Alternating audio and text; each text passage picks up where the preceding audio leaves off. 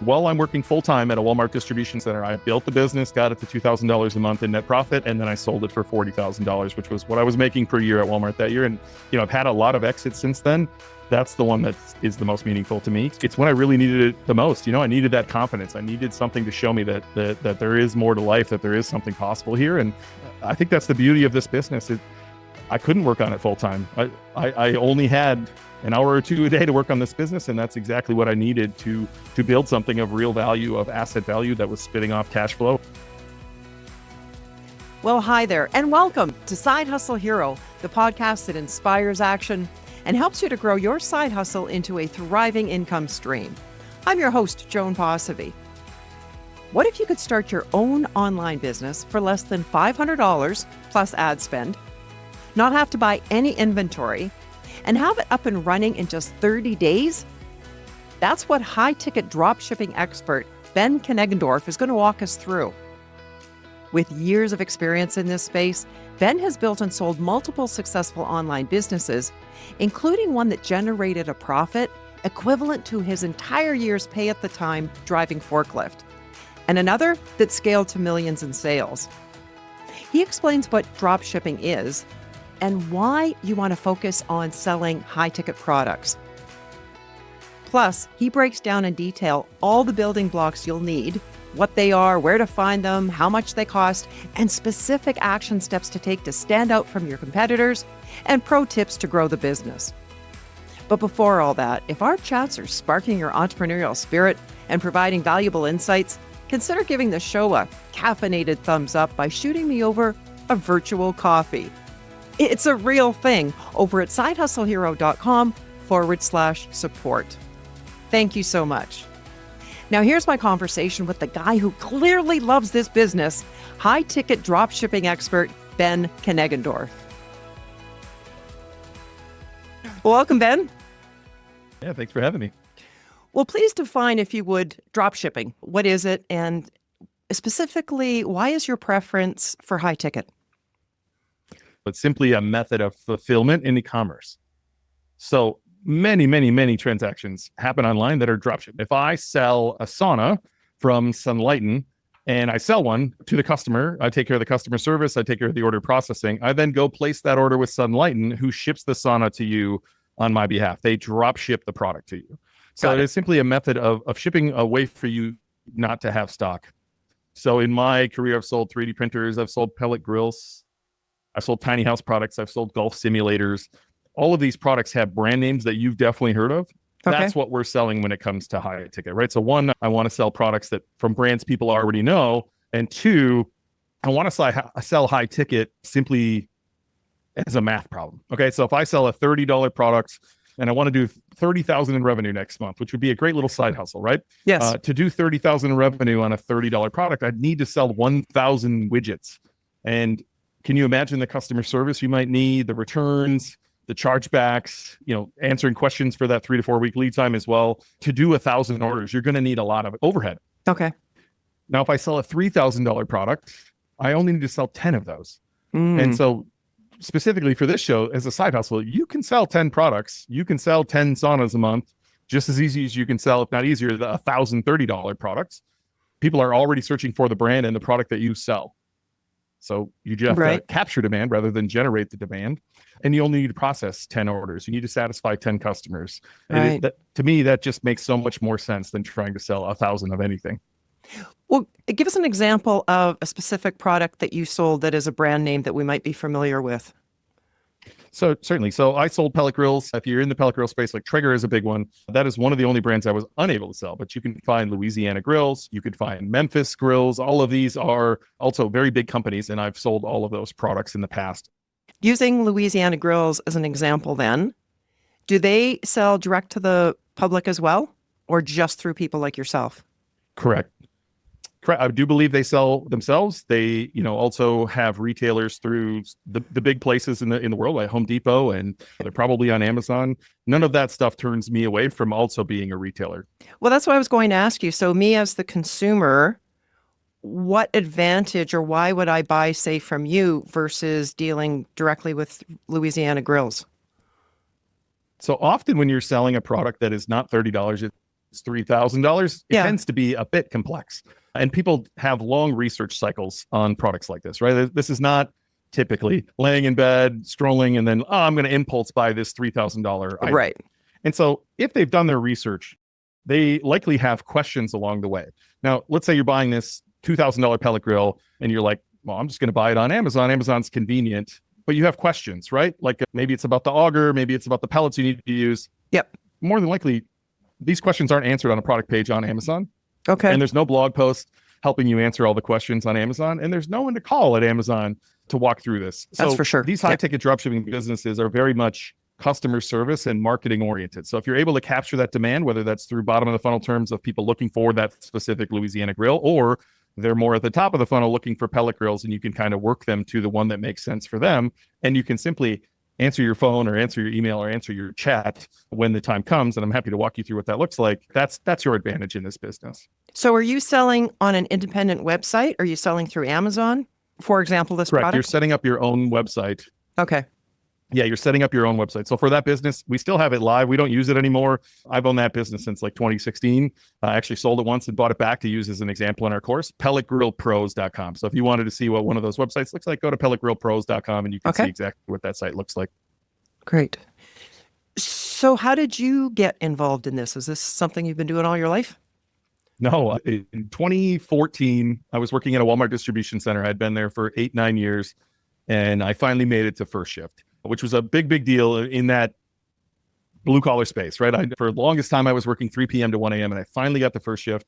Yeah. When you finally get there, you get the worst job in the house. That's the only opening that's available.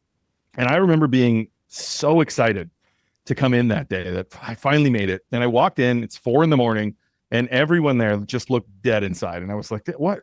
Oh, wait a man. minute, what's happening? Why is no one as excited as me? They're on the holy grail of this building, right? Which is all I knew. And that was kind of the day I was like, I got to get out of here. Like my best chance is I become a coach, which is a manager there, right? We're all a team. You're a coach. And that didn't appeal to me either. And so that kind of sent me down the rabbit hole of finding podcasts just like this one to go, what's a good side hustle? How do I make money online? I had some friends who sold products on eBay. So that's where I started. I would go to garage sales. I would look for items. I would scan them. I'd throw them up on eBay. And so I made a few bucks here and there, but I knew that wasn't sustainable. And so somewhere along the line, I stumbled on someone talking about this on a podcast. And once I understood the economics, once I understood that you have your own website, you are building a true asset, you are retailing for brands people have already heard of, you don't have to go run Facebook ads and try to interrupt someone's consuming to get them to buy your stuff. They're already looking for this stuff on Google, and then I can just run ads there. It kind of made sense. Like the whole process made sense to me. And I ended up purchasing a course back then.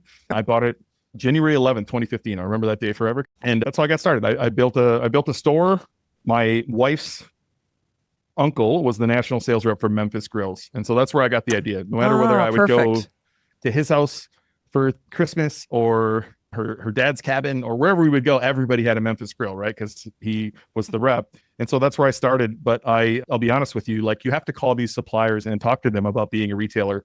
Sure. And the thought of calling her uncle and, asking for permission actually scared me away. So I spent probably 2 to 3 months just making this website look pretty. And I never actually took the steps forward, which I think is a common thing when someone starts a business, right? There's a lot of places you can get to, and then you get too scared or imposter syndrome shows up. And it certainly did for me. So someone in the little group I was in was very ill. They had 3 or 4 suppliers on board and they wanted to sell their business. I bought it for $400. So I bought the 3dprinterguy.com for $400 because they had the suppliers. Wow. And the day I bought it, the main supplier dropped me and I never actually got them back. So I was back at square one. Wow. I'd spent $400. I was quite in debt at that time and only making, $20 an hour at a Walmart distribution center. And so I had to start over, and I had to have one of those moments that I'm sure someone listening here had to have of like, okay, do I really want this? Am I prepared to do what it takes? And I ended up having to make a lot of phone calls and continue on my journey. But that was a great lesson, Ben, and hats off to you for that introspection to see, okay, I'm making this website real pretty, but it's just an excuse taking me away from actually picking up the phone or talking to this guy. It was the uncle, right? Yeah. So you finally connected with him, and that was your first purchase then? No, actually. So I was so scared to possibly fail in front of somebody I knew and have to make a phone call like that I avoided it. I started the 3D printer. Well, I bought the 3dprinterguy.com for $400. And I spent one more month not calling suppliers and just making the website even better looking because I bought it from somebody and needed some help. And I'm not sure what the kick in the butt was, but at some point I got a kick in the butt. It was like, you just have to do this. Right. And so I made 20 phone calls and I landed all 20 suppliers, which is pretty rare. You're going to get some no's in this space. There are some brands that are only direct to consumer, but I landed 20 out of 20. And I think that was like the confirmation I needed that I can do this. I can move forward with this. And that was really the start of my journey. And that was like in April of that year. Okay. So you don't have the 3D printer business anymore? So the beauty of what I did with the 3D printer guy is what I think anyone can do with this business is make it a side hustle. So I built that. I started in April is when I purchased it. I got my first sale in the end of April or early May to Duke University. I'll remember that one forever. Honestly, you're going to remember your first sale. I promise you that. And by February of the next year, I had sold that business for 1 year's pay at my job. So I had built it to $2,000 a month. I met the founder, Justin Cook of Empire Flippers, at a conference I was at in Thailand, of all places. And he said, you know, you can sell this. And I was like, holy, I can get out of debt in less than a year. That's very intriguing to me. And so while I'm working full-time at a Walmart distribution center, I built the business, got it to $2,000 a month in net profit, and then I sold it for $40,000, which was what I was making per year at Walmart that year. And, you know, I've had a lot of exits since then. That's the one that is the most meaningful to me because it's when I really needed it the most. You know, I needed that confidence. I needed something to show me that there is more to life, that there is something possible here. And I think that's the beauty of this business. I couldn't work on it full-time. I only had an hour or two a day to work on this business. And that's exactly what I needed to build something of real value, of asset value that was spitting off cash flow. And like I said before, it was roughly 10 orders a month. There wasn't much more I could do there. And not only are you creating this business to generate the cash flow, but you've proven that you can turn around and sell it. So you're developing this asset as well. Yeah. And I've sold quite a few since then. Like there's definitely a demand for these businesses. If you go to empireflippers.com or quietlightbrokerage.com, you're going to see businesses just like this for sale. Well, if I decide that this dropshipping business for me, specifically the higher ticket stuff, because of the ability to perhaps sell 10 units at $3,000, where would I even start? Walk us through, if you could, how I would set up my high ticket dropshipping business. Well, I'll tell you what, I'll show you how you can do it, but I'm going to show you how you can do it for like little to no money too, which I think is like the real benefit here, right? So you can literally, and I mean literally, start for less than $500 and you can get your store up and running in 30 days or less, right? So let's compare that quickly with like, if you were going to launch your own brand, you're going to need to do research. You're going to have to get samples. You're going to have to place a big order. You're going to launch. You're going to pray that somebody likes your product, right? And then the moment you sell some of your product, you need to use that profit to go buy more product and always stay ahead. There's always this like loop to stay ahead. And I ran a brand. I just recently sold Paramount Pet Health, my pet supplement brand. And so I've seen that side of things too. And cash flow is king, right? And so I want to show you a different way. I want to show you how you can start without putting a bunch of money down and really let's take less risk, right? So in order to start a business like this, you're going to need a domain. The domain's going to cost you $12. Right? Maybe $15. I like to use Namecheap. Use whatever you like. I just like Namecheap. You're going to need Shopify. Shopify is the most widely used e-commerce platform. It's the one we recommend. I think it's the easiest to learn and has the features we need. Right. So that's going to, I want to say they just raised their prices. So I believe it's $39 a month now to get started. And you're pretty sure you can have a trial for like $1. All right. Beyond that, you might want a theme. So a theme is like a skin. So it's what makes your site look the way it looks. Now, there are free themes out there, and I've certainly built my first business on a free theme. In our course at Dropship Breakthrough, we actually like include a premium theme as part of your course purchase because it is important to have a good looking store and a functional store. So the free themes, they're good. You can definitely get your first sales on that, but you might want to consider getting a theme. That can be anywhere from $180 up to, I think they go up to like $600 nowadays for some really complex themes that you definitely don't need. We're not talking like a WordPress theme that a person has to know how to integrate. This is just something that they can choose from Shopify.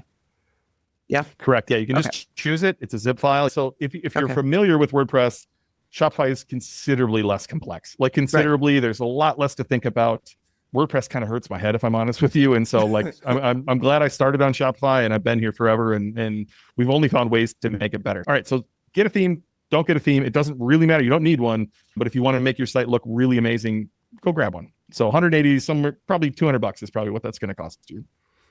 The next thing you're going to need is something called Google Workspace. So if you're selling, and we'll use pellet grills as a good example. If I have pelletgrillpros.com, I don't want my customer service email that's somewhere on the site to be, Ben at Gmail, or, Ben pelletgrills at gmail.com. You want to look professional. Okay. So Google Workspace allows you to have Ben at pelletgrillpros.com, info, customer service, returns at all. You can build all of the custom emails that you like. All of them can funnel to one email. You can look professional while also just having one email, but that costs you about $12 a month for Google Workspace.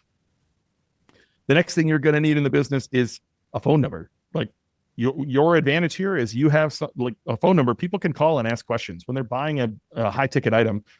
They're going to have questions. Yes. Let alone, depending on your market, we like to choose the person we serve before we choose the products. If you choose a person, I've sold mobility scooters in the past. That person does not know how to use the computer. They're afraid they're being hacked or someone's stealing their information. They want to call in. Yes. So there are certain who's, if you will, who want to call all the time. There are others who just want to call and ask you questions to make sure that they're getting the right product for their project. They're spending thousands of dollars. And this is what sets you apart. I would recommend having an 800 phone number, a toll-free phone number. It just looks more professional. Okay. We use Grasshopper in most of our businesses. There are a ton of other options out there. If I'm honest with you, I think Grasshopper is $40, which is probably on the high end compared to some of these. Is the 800 number necessary these days when most cell phone packages are like cross country? Yeah, so it's not about the toll-free part of this. Now, again, if you have an older audience, they're going to want to see a toll-free number. Even though they're not paying for it anymore, it's still like baked into them that they want a toll-free Adds number, credibility, right? that you're Correct. big enough So, that you've got it. Okay. Yeah. So I would say for older people, it's more than credibility. It's something intangible, if you will. That's all they've ever known. For younger folks, it makes you look professional, right? If you have just a standard phone number, I don't think it wouldn't work as good. I would prefer the 800 number if it was me, or 888 or whatever it may be. You're going to want some branding. So once you know, hey, I want Pellet Grill Pro, I'm going to need a logo. I'm going to need some homepage images. Now, if you're super familiar with Canva and you can make this yourself, great. I think you can go to Fiverr, Fiverr.com, and $25, $35, you can get somebody to make you a nice logo and a homepage banner image. That's pretty much all you need. Right. Now, all of that adds up to, I want to say, less than $100 or somewhere around $100. It can't be much more than that. The big expense is Google Ads. So you have to go acquire these customers. So we didn't really walk through the process, but you're going to find the person you want to serve, right? And then you're going to find the products that person buys that are high ticket. So you want to serve a golfer, you might land on golf simulators. You want to serve someone who loves barbecue, you might land on pellet grills or smokers or gas grills or Kamado or whatever it may be, right? So far, we're just up over 400. If I use 200 with a theme, with the theme, 200 okay, for a theme. Sure. Okay. Like you said, we don't need a theme. So we can back out the 200 for now and then just call it 200 as far as startup so far. Yeah. For me, I waited to get my first couple sales to buy a theme. So Sure. I don't think you need one, but Okay. it's certainly possible. All right. Yeah. You found the person, you found the products they buy, you found the brands that are selling these products. You need to build your website first, which is what all this stuff is. Yeah. So that you have when you call them and say, hey, I'm Ben from pelletgrillpros.com. I'd love to become a retailer for your products. What does that look like? They have a website to go look at. They have a homepage to go look at with the branding and stuff you got done. Okay. Then they hopefully say yes, and you fill out the paperwork with them. Some have paperwork, some don't, to make you an authorized reseller. And then you upload them onto your site. So now you have this website with all the products on there. You need to drive traffic, and that's where the bigger expense comes in, which is Google Ads. So Google, they want you to advertise with them as well. They will give you unbelievable coupons in the beginning. Some of the ones that we've been seeing recently are bananas, like spend $1,500, get $1,500, which is a crazy one. Yeah. Or spend $150, get $150, spend $500, get $500. Your first 100 free I've seen before. There's all sorts of different coupons out there. I'm sure they're testing just like any other business would be. But that's going to be your expense. You're going to have to invest something into Google Ads to drive the traffic necessary to come back to garner those sales. So Right. In our course, we teach a 3-tiered method for you to isolate the keywords. Like if I'm selling, and I'll just make up a number, the Memphis T700 pellet grill, I'm not going to want to go run a bunch of ads on the word pellet grill because that person is very far away from buying. Whereas if I run exactly on Memphis T700 and show up when people search that, I'm much more likely to make a sale. So we funnel those keywords down so that we isolate that spend. We recommend about $30 a day as a good starting point. I think you can start with less if you wanted to. You could start with more. That's going to be your biggest expense, though, is Google Ads. If you're starting to run a campaign like that at $30 a day, I imagine it's going to depend a lot on the product itself. But how long before you could actually see some traction from that, some response? So I think it depends on what your page looks like. If you went to, and we'll just continue using the Memphis idea. I don't even know if T700 is a product, but let's make it up. If you went to their website and you went to to that product page and you took their 7 image and you made those exact same 7 images on your site and you took their description and put that exact description on your site, your odds of converting are going to be lower than if you took the time to understand what the customer needs, maybe wrote much better reading headlines. Most people are headline readers. Maybe you took the images and added some text to them to make them more infographic style on your site. If you do anything more than the bare minimum, your odds of making a sale when you're targeting that traffic are going to be better than if you just did the bare minimum. Okay. But I do see it. We have plenty of students who have done the bare minimum. And again, if they're just getting the right traffic to their page, it's likely they're going to make a sale at some point. But again, people are comparison shopping. So if they go to my site and look at it, and then they go to your site and look at it, and it's literally the same description, and then they go back to Google and click a third one, and it's the same thing they've seen, they're probably not buying from any of those people. And the moment they see somewhere where someone's taken the time to just write a paragraph that's just for the person who's buying this, they're going to be, okay, I'm going to stay here. So if you take a little bit of effort here when uploading these, I think you're going to have more success. As a consumer, Ben, I can totally attest to that. What you just described about seeing that same thing. It's like, oh, this is just a copy and paste from the manufacturer's page. They're not giving me any more info. Right. And so I would say most of our most successful students, they're taking the time to really think about who's the person behind the screen. Like every little tick in your analytics, every little tick in your Shopify, that's a person raising their hand saying, I'm interested in buying. And when they leave and don't buy from you, that's your fault. You didn't serve them in some way, right? And so really think through who that person is, what problem they're trying to solve when they're on your page. And can you write a description that's just for them? I'll give you an example. I sell a product called the Austin Air Bedroom Machine. It's an air purifier meant for bedrooms, a big HEPA, $1,000 product. Okay. If you go look at, and I wonder if I can just literally pull it up for you in real time. If you look at our description, we're talking directly to the person who wants to buy a product for their bedroom. So I'm literally going to the site right now. The opening line is, do you wake up with a dry throat or stuffy nose? Or does your loved one snoring wake you up each night, resulting in restless sleep? The bedroom machine can help reduce these symptoms and give you a healthy night's sleep you want and need. And then just continues on that line, right? That's talking directly to someone, not the Austin Air Bedroom Machine has 3 feet of carbon, has 10, whatever. Like most people just put feature, bullet point, and they don't actually talk to the person. Yes.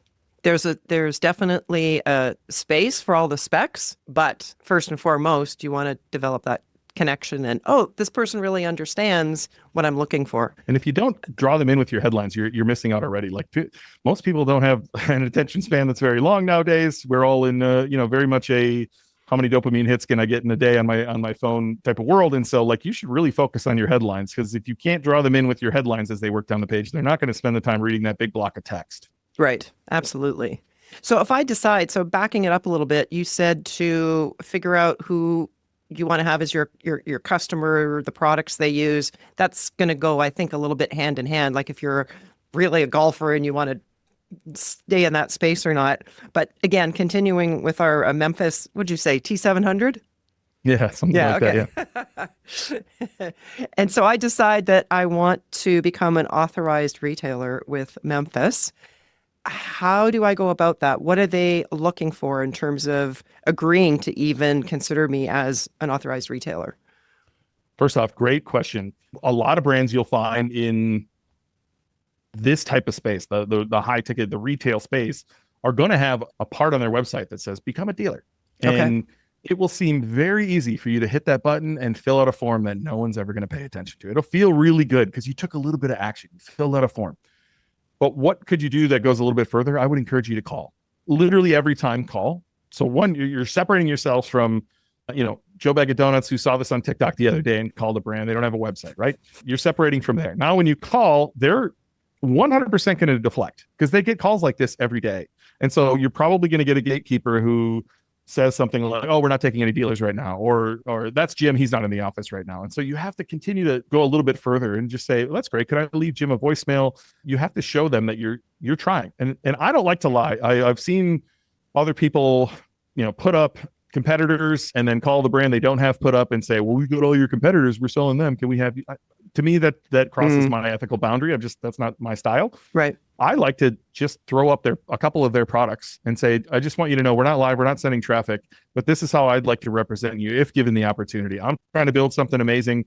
I'm working hard on learning my skills in whatever, Google Ads or SEO or whatever it may be. Like I'm trying to build something. I'm looking for an opportunity, and just be honest with them. And you'll be shocked how many different brands will say, absolutely. Here's a little bit of a pro tip.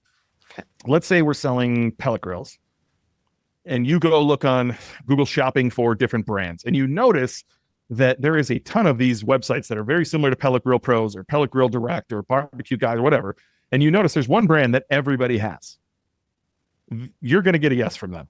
And I'll tell you that, right? You're going to get a yes. And so make them your first call, so that when you call them, the very first thing you get is a yes. And it feels a little easier. And you'll be like, wow, that wasn't so hard. You will get over your fears on somebody that is more likely to give you a yes. And so when it comes time to call the big brands, who are definitely going to push back a little bit, they want some people who are going to try hard. They don't want to say yes to everybody. At least then you'll have a win under your belt. You'll have a little confidence under your belt. You'll have a little experience under your belt before you go after some of the big guys. Great tip. Now, you said look for somebody that the brand's all over the place. Are you talking about the consumers having them, or what did you mean by that? So if you went to, and I'm assuming Memphis T700 is not a real product, but if you went to Google, typed in a product name that you found that your customer buys that is high ticket, and then you went to the shopping tab, on the left-hand side, there's a drop down for brands. And so you can see all the stores that are selling this. Now in the retail e-commerce, high ticket dropshipping world, you're inevitably going to find somebody who's got Pellet Grill Direct or Pellet Grill Warehouse or some very generic, terrible name. So you'll know those guys are likely dropshipping, or just they're a retailer. Who cares if they're dropshipping or if they're warehousing? That doesn't matter. But if you see all of those stores carrying one brand, and then not all stores are carrying, Memphis per se. If everybody's carrying Louisiana and only a few are carrying Memphis, inevitably Louisiana is going to be easier to get than Memphis just by looking at, the odds. That they're open to having a lot of drop shippers sell their product. So getting back to my original question, as far as the consumer, why they would buy that pellet stove from you and not direct from the manufacturer, if the manufacturer is selling it, is that you're providing the consumer a lot more information and ideally making that connection, building that trust, and assuming that the price point is the same or maybe a little bit less, then you're hoping they'll buy with you. Is that the idea? Yeah, you hit quite a few things there. So I'll try to hit every single one of those. One, like you go to Target, right? I assume, or Walmart, or whatever you fancy for a store. Why do you shop there instead of just buying those products directly from the companies that sell those? There's certainly products you've purchased from there that you didn't have to buy at Target, or you didn't have to buy at Best Buy. You didn't have to buy at any retail store. You could have bought from the brand online, right? So if you can answer that question, you'll probably go, okay, well, people shop elsewhere. That's it. Right? No retailer and no brand site has 100% of the market. That just doesn't happen. Right. Two, you'll often find that these brands, they know how to make a good product, but they don't know how to be very good marketers. And so they're not likely getting all of the traffic in the first place. And some of them don't sell at all, which is, a wonderful place to be. Yes. Regarding the price part, in America, there's something called MAP, minimum advertised pricing. And so we specifically look for that. It happens in most markets, not all. There are some markets that don't enforce this super well, but that levels the playing field. If everybody has to sell this Austin Air Better machine at $994.99, then it's not a price war. We're not fighting over price. That preserves margin. Right. And then it comes down to who can acquire the best, traffic, who can pay the most for the traffic is going to win, right? And also convert those people. And so to the last point, it's the education to me is what really stands out. Like if you're going to go buy a product like this, you're going to want to be well informed, kind of spending that price tag. And if you go to any one of my sites, I've done a lot of content. I've done the keyword research. I've done the SEO to build out articles, have, experts help me write them from Upwork to give you all the information necessary to, answer all of your questions that are out there. I'm going to answer my phone when you call. I'm going to help you get the right solution.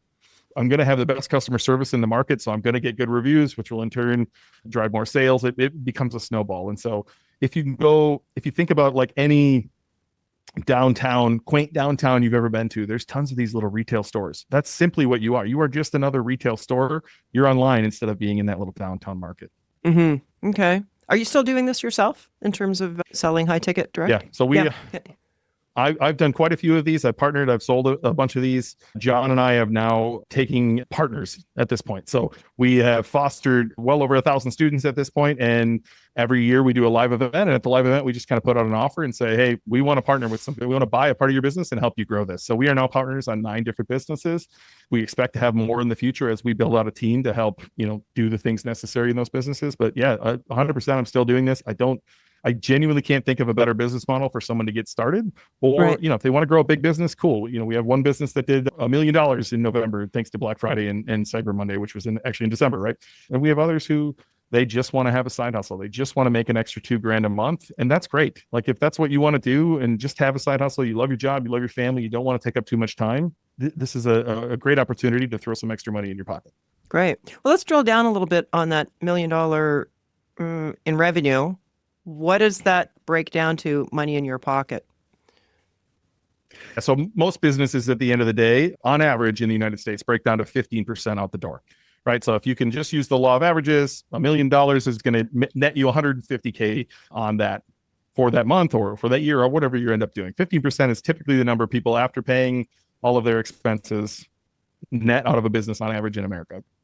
This can vary wildly depending on market when you're a retailer. So I've been part of businesses. I'll give you one. One was baseball pitching machines. I love it. You can tell I'm wearing Twins stuff. I'm a Twins junkie. I love baseball. And I was like, I want to have a business that lights me up a little more than some of the other businesses I was part of. So I sold baseball pitching machines, but they had 6% margins, all of them across the board, 6%. Like on a $6,000 pitching machine, that's not a small number, but it's also not a big number. And I still have to go acquire that customer. I have to pay 2.6% to Shopify for processing the transaction for me.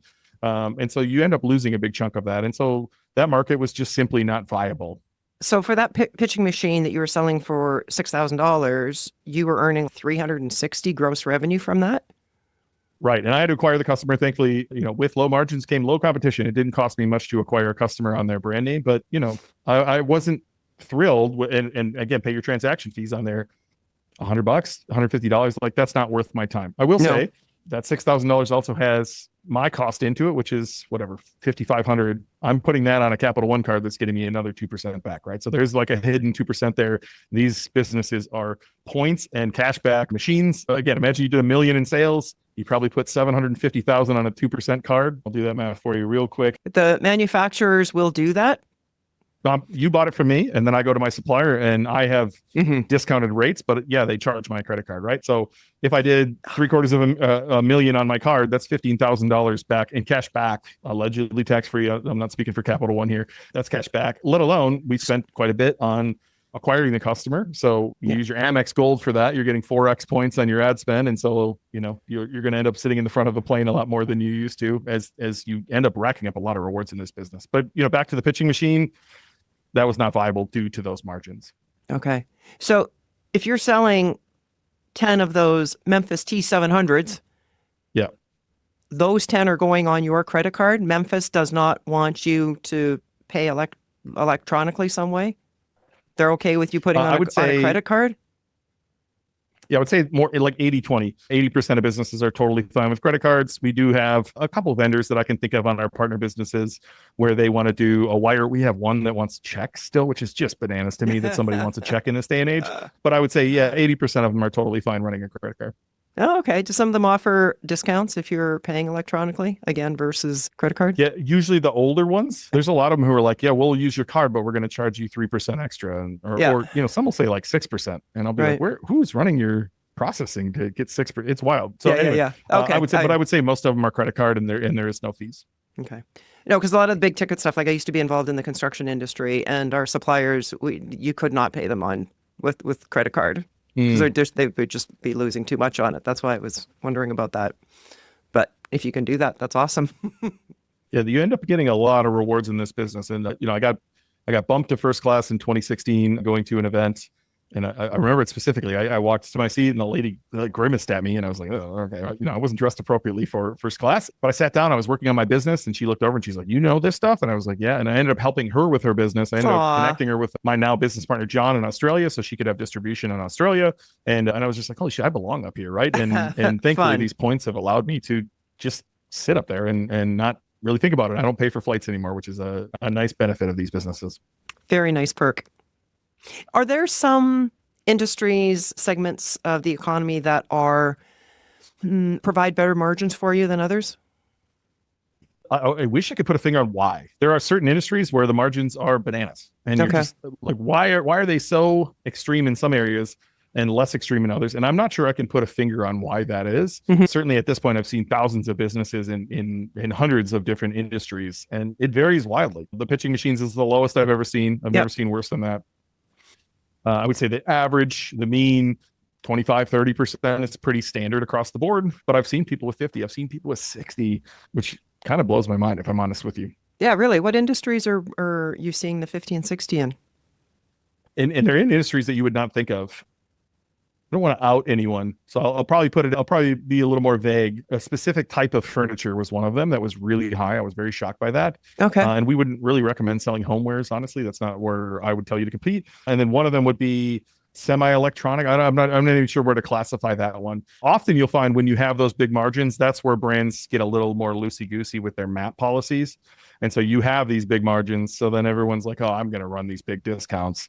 And then the brands are like, oh, oops, we didn't see it. That's okay. And like, so it can kind of shoot yourself in the foot on the bigger margins. I would tell you again, 80-20 rule is going to put you at 25 to 30% on these things. If you got 30%, that's a lot of room, to go acquire a customer and take some profit for your business. Right. Okay. And that's kind of the sweet spot that you're looking for. And certainly whatever they tell you the first time, it's probably not going to be your margin 6 months from now. When you start selling, magically they have more room to give you. So don't be discouraged if the first thing they tell you is a number that doesn't make you thrilled. I would push back right on the spot and just walk them through the math, right? If they have $1,000 product and they're like, we'll give you 15% margins, be like, well, look, I'm going to lose $30 right out of the gate processing the order. That leaves me $120 to acquire a customer, pay my employees. And also I'm trying to run a business here. I'd like to make a little profit. And as soon as you can lay that out for them, they'll usually budge, but just know that down the road, if you sell the products, they're going to take care of you. Yeah. That's why I always want to caution our side hustle listeners that it's fine for somebody to say, oh man, we're doing 6 figures, we're doing 7 figures. Well, that's fine, but how much are you taking home? You need to take all these things into account. What was one of your biggest challenges in starting or growing this business that you encountered when you were starting out? There wasn't like these big challenges that stood out of like, oh, I had to overcome this thing, more than what was right between my ears. So I would say entrepreneurship is the greatest self-development program I've ever been through. It causes you to run up against your belief system constantly. The first thing you're going to run into is the crabs in the pot, right? Your family, your friends, anyone you talk to is going to be like that crab that's boiling in there and you're trying to get out, and they're going to keep pulling you back down and go, oh, good luck with that cute little thing. In fact, I got fired from Walmart. I sold that business. I went to 2 days a week and I became the worst employee ever. And they fired me. And the day they fired me, they walked me in and they were like, good luck on that cute little e-commerce thing you're doing. And like to this day, that is the chip on my shoulder that pushes me to where I want to go, because that's how the whole world is to you. I think the mindset piece of this is the biggest piece of the puzzle that no one wants to address. And that's truly what's going to hold you back. Whatever you believe is possible, you will go right to that point and you will not go further until you believe more is possible. Yeah, I totally agree with you there. So in addition to the mindset piece for a newcomer coming into the business, what takes them by surprise or something that they don't anticipate when they start down this rabbit hole of drop shipping high ticket? I think the thing that they'll be shocked by, first, they won't be able to come up with ideas. So they'll come up with the same ideas that everyone else comes up with. And they're pretty common. Everyone comes up with the same 30 ideas. And then they go look at those 30 ideas and they're saturated like crazy because that's the ones everyone's thought of. Everyone has a business there. So the first thing that'll surprise them is they'll be like, wow, they'll get discouraged, right? Before you go on to the second one, what's a few of those industries that you're going, yeah, no, it's saturated? I would say in past years, it was e-bikes. E-bikes was a big thing. Everybody thought of e-bikes and was in there. You know, patio, backyard patio type of stuff is very common. Wellness was a big thing. You know, saunas, red light, all that stuff. Cold plunges, very common. Whatever, honestly, like whatever is popular or du jour, you know, the first thing you're going to come to those, and that might surprise you because you'll be like, oh, this doesn't work. It's too saturated. But then a beautiful thing happens, and it's your reticular activation system turns on. So if you've ever bought, let's say you just recently bought a red Dodge Ram, you probably saw 0 red Dodge Rams before you bought it, and now you see every red Dodge Ram. Your brain can turn on to this stuff too. And so the moment you start telling your brain, I want to see more high ticket stuff, you're going to see that everywhere. I can't drive by a business nowadays where I don't immediately go, what products do they have in there? Think of a nail salon, the chairs that they have in a nail salon, or a barber place, right? There's a heavy machinery place down the street here from my office. All of those products fall into that range. You're going to see it everywhere. And the more unique you can get, the more surprised you'll be. And then you'll start really stumbling onto ideas that no one's thought of. When I had someone come to me and show me their commercial trash can site that was crushing, I was like, who would have thought of commercial trash cans, right? Like, it's just not something I would have thought of. So yes. That's what will surprise you at the beginning, I think, is your ability to start brainstorming. And I got to tell you, Ben, this is true for most side hustles. It's the ones that are flying under the radar, that aren't sexy, that are making a lot of money. Like trash collection, like that's what made me think of it when you said the bins. And in my book, The Way Success Works, I think I devoted a whole chapter to the reticular activating system. So thank you for mentioning that. So in this model, you're not buying the inventory, but based on the expenses and particularly the ads that you talked about, how much capital is realistically needed to start this business? Yeah, I think you can start, like I said, for less than 500. If you don't buy the theme, if you don't really start running ads, I mean, you can work on your SEO and hope you get some traffic that way. I know some other students who they were selling fishing gear and they were in every fishing Facebook group, just, pounding the pavement, and they did okay. But realistically, you're going to need some money for ads, right? We recommend $30 a day, which is going to be about $900 in your first month. Would you suggest, Ben, that people be doing this for at least a few months to see what the traction's really like? This is going to sound funny. No one who's ever not quit has not been successful for us. If you don't quit, you're eventually going to figure this out. This is a business model that's been around a very long time. People buy these products. No matter which product you choose, people buy these products. And inevitably, someone's going to buy from you, right? And then you have to figure out, how do I get more people to buy from me? How do I get better traffic? How do I convert more people? This model works, hands down. It's been around a long time. If you're spending that $900 a month and not seeing those sales, it's like, okay, what am I doing wrong? Have I got the wrong product? Do I have to change up my website? I'm going to tell you, we're so confident that this works that our guarantee on our course is if you do the work and don't do $100,000 in sales in your first year, if you do the work the whole year, we'll give you your money back. Like, that's how confident we are. Because most people just quit. They find one of these mental robots, like, I can't call suppliers. I can't figure out Google ads. Google suspended me for a month to make sure I'm a legitimate person. I'm out of here. I don't want to deal with Google suspension. Most people quit. That's the truth. And so if you just don't quit, if you just say, I'm going to make this work, you're going to make sales. And at what point do you find that you have to encourage people to continue on? Like, after 3 months, they're starting to drop off because they don't see the results that they want, but you need to push them to do it at least a year or something like that? I'm going to tell you a stat that probably is going to blow your mind. And it bothers me every single day. I would say nearly half the people who buy our course never log in. Like, they don't log in. They got the dopamine hit of buying the course. I'm going to do it. I bought it. I'll get to it eventually. And then they use the self-sabotage of, if I would have done that, I would have been successful. So they justify them not taking action, right? Right. And then there's a large number of people who maybe watch the first module and never do anything from there, right? And like, that's the sad state of the majority of people. I would say there's an 80-20, right? 80% of the people who take our course, 20% of the people who take our course get 80% of the results, right? And 20% of those people get 80% of and you can just continue working your way down the path. And so I don't know if there's a specific point at which people quit, but I would say the biggest one is right at the beginning. They buy it and they go, all right, next week I'll start watching videos, and they never come back. Something else comes up. The following week. For someone looking at this as a side hustle, how many hours a week would you recommend that they need to focus on this? So I can only give my own experience here. And I was giving it what I had, which was an hour or two a day. There were some days I couldn't get to it. And, once you have the products up and the ads kind of running, that hour or two might be potentially tweaking your product pages to make them better. But more importantly, just answering your phone, or for a while, I'll be honest with you, I was scared to answer my phone because I didn't know anything about 3D printers. So I would let it go to voicemail, which I paid someone on Fiverr to create, all of our representatives are currently busy helping other blah, blah, blah. They'd leave their message. I would go to Google. I would Google what the answer was because I didn't know anything about 3D printers. And then I would call them back and say, oh, hey, sorry, we missed you. Here's the answer. And if I did happen to answer and I didn't know, I would say, oh, that's Bill's department. Bill's a little busy right now. Let me get back to you. And again, I would go to Google and solve the question. So that was my 1 to 2 hours. The bulk of your work will be in the beginning. Like you got to find the person, find the products, and build the website, upload products once you get the suppliers on board. That's the bulk of the work. After that, the growing part, answer your phone, answer your chat if you're going to run chat, answer your emails, process orders. All of that can be done in 1 to 2 hours a day for sure. One more quick question on the business, and that is for people who are already established in this business. You got a top tip for scaling? SEO.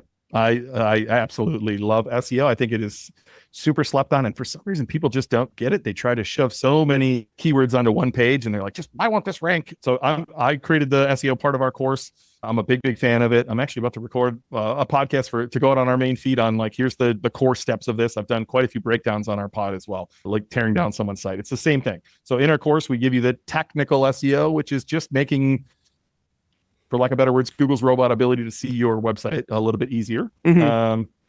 And then there's the on-page SEO, which is just like you want the specific page you're on should rank for this keyword. And Google tells you, if you go search that keyword and you see on Google, it's all products, you should better make a product for that keyword. If you go search and it's all blogs, you should make a blog for that keyword. And some people get that part wrong. But the real big progress can be made in I call them like adjective keywords and for keywords. So if I'm selling air purifiers, and I'm actually looking at our site right now, you can find air purifiers for allergies, air purifiers for mold, air purifiers for pets. Those 4 type keywords are collection page type keywords. And if you can go create a collection that talks right to the person who searched air purifiers for pets and addresses their concerns, they're probably going to shop around on your page and end up on a product and work their way down. Right. SEO is the biggest channel in marketing there is, but it also takes effort. It takes thinking, but it's something that you do once and can pay dividends for a long time. You don't have to keep buying those customers. So I would say SEO, and I think SEO is shifting a bit to digital nowadays. If you can go the same blog posts and comparison articles you would write on your site, if you can go create a video on that and put it on YouTube, perhaps create podcasts. There's other ways to find information today, more than just collection pages and blog posts. And I think that's where the puck is moving for sure. What's one thing you wish you knew when you were just starting out about this business? That it could be way bigger than I ever imagined. Okay.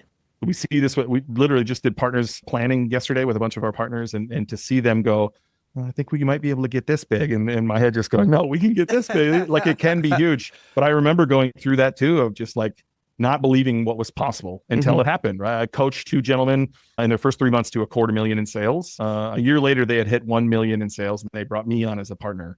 2 years later, we did 11 million in sales. A year later, after I exited the business, they did 31 million in sales. So these things are very, very scalable. And I think if I knew that in the beginning, if I had just seen it, that's it. That would open my mind to believe it's possible. And so that's what I wish I knew earlier, was what was possible, so that I could remove my own limits. Out of curiosity, in that last example you gave, as far as that scaling to 30 plus million, was that because of more products being brought on or more sales of the existing products? I would say the big jump there at the end was COVID, right? So I exited that company a couple days before the world shut down. And I'd say that, not a great time to exit a business when you sell something that could be used indoors. So that's what it was. A passionate item indoors. So COVID kind of blew them up. But like the journey from 1 to 11 was simply running better ads and doing SEO. Like SEO was the big factor there that really jumped the traffic, which generated the interest. And then once you start making sales, you become known in your industry. People start talking about you. And so they're not going to look for products anymore. They're going to you. Like Barbecue Guys is a good example. They're known in the space to sell all the barbecue equipment. You can search a product and end up there, or someone probably told you, hey, I bought this at Barbecue Guys, right? And as soon as you start getting word of mouth is the biggest marketing channel there is. So once you get this snowball rolling, it's hard to stop the snow. But you got to stick with it long enough to get that snowball happening. Going, yeah. What's our best way for our listeners to connect with you, Ben? So if you want to see one of these stores, and actually my partner, John, if you like a good Australian accent, he'll walk you through this, but there's a training on our website, dropshipbreakthrough.com/go, or just go to dropshipbreakthrough.com. You see the free training button on there. That's a good place to reach us. Or we have the Dropship Podcast. You can find on any player, the Dropship Podcast, dropshippodcast.com. And we also have a Patreon where we kind of go deeper. We kind of frame it as like stuff that's too good for the main feed. But the reality is the main feed's meant to drive people to our course. So it's very valuable information. We use a Patreon more for like, here's what we're doing in our businesses day-to-day, advanced stuff, things like that. Sweet. And we'll make sure that those links are in the show notes. So what's your best tip, Ben, to inspire others to start or grow their side hustle dream? I think the biggest thing that I try to say to people who are thinking about starting is I try to get them to shift how they're thinking about it. Often, like, it has to be something big usually, or it's not worth it, or it has to work or it's not worth it. And so if you can just shift all of that expectation out of the way, Okay. and just treat it the same way. Have you ever gone to a casino and played a machine and then I don't know if I'm going to play this machine because I'm scared of what people will think of me if I don't win? Frame it just the way you frame that machine. I'm going to sit down and I'm going to take a few hours and I'm going to spin up a store. I'm going to call some brands. And if it doesn't work, it doesn't work. Like, if it's not what I expect it to be, it doesn't matter. Like, Right. If you can remove all of the expectations, you'll end up just shooting more shots. And eventually one of those shots is going to go in. Go take some shots. Who cares? That's great advice. And you'll learn so much. So after you get off that call, maybe a few minutes later, you think, next time, that's how I'm going to address that question, or that's how I'm going to respond. So the next call is going to be that much more effective. Absolutely. Well, thank you so much, Ben, for sharing your insights on what it takes to be successful as a drop shipper of high ticket items, and sharing your knowledge and wisdom. And of course, for being today's Side Hustle hero. Yeah, thanks for having me. I really enjoyed being here.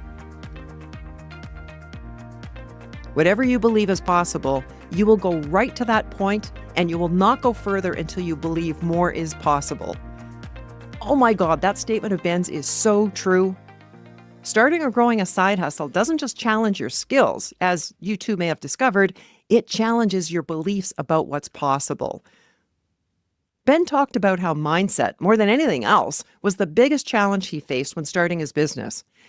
When Ben shared how he spent months making his website look pretty as a way to avoid the one thing he absolutely needed to do, which was calling his suppliers, it instantly brought back a memory of my own. Years ago, I was in a sales role, and my job involved making cold calls. Well, having been born with introverted tendencies, that was really difficult for me. I'll never forget one particular morning when I pulled into a community where many of my prospects were located. It was 9 a.m., sunny, beautiful day, the perfect time to start knocking on doors. The stores were just opening. But instead of getting out of the car and diving in, I suddenly became fixated on how messy my car was. Cleaning it suddenly became my top priority, naturally. At some point, I realized exactly what I was doing. I laughed at myself and said out loud, "Wow, Joan, you're doing an amazing job procrastinating this morning." And really, the only thing that got me out of that car and knocking on doors was the clarity and deep desire to achieve my goal. I knew it was fear that was holding me back, keeping my butt in that car. But I knew that I couldn't achieve my goals unless I got out of the car, started taking action, and meeting potential customers, as scary as that was for me at the time. The same holds true for your side hustle. I hope your goal is big enough and exciting enough to pull you through those moments of paralyzing fear and self-doubt, because we all have them. And here's the truth. The fear, it really never completely disappears. It changes form and size, but as you grow, you'll always encounter what I call the terror barrier. The good news? Over time, you'll learn to recognize that fear for what it is and consciously decide that it doesn't have to stop you. In fact, it can be fun. And that, my friend, is true freedom, because then life really becomes exciting and invigorating. So here's my challenge to you. Think about the one thing that you've been avoiding. Is it making that first sale, or reaching out to a potential customer, taking your idea from dream to reality? Whatever it is, take one step toward it today. Don't clean your car. Don't keep tweaking your website. Make a commitment to take that action that you've been putting off. If you're a student of my course, How to Turn Your Thoughts into Wanted Things, you've heard me say in a variety of ways, you have deep reservoirs of talent and potential lying dormant within you that you have yet to express. And as you work at replacing those limiting beliefs, you begin to see much grander possibilities for yourself. Give yourself permission to grow into the belief that bigger things are possible. If you found value in this episode, please share it with someone who might need a little extra encouragement to take that first step. Well, that's a wrap for today. In the episode description, you'll find a link to Ben's Dropship Breakthrough website, my book, The Way Success Works, and course, Turn Your Thoughts into Wanted Things, as well as a link back to the full show notes, which live at our website, sidehustlehero.com. And there you'll find all the sites and resources that Ben mentioned. If you're enjoying what you're seeing in this podcast, it would be so appreciated if you would take a moment and add your comment. I read every one of them. Share the episode, and please subscribe. It'll let others know that there's valuable content here to help them start or grow their side hustle. Thanks for watching, and hustle on.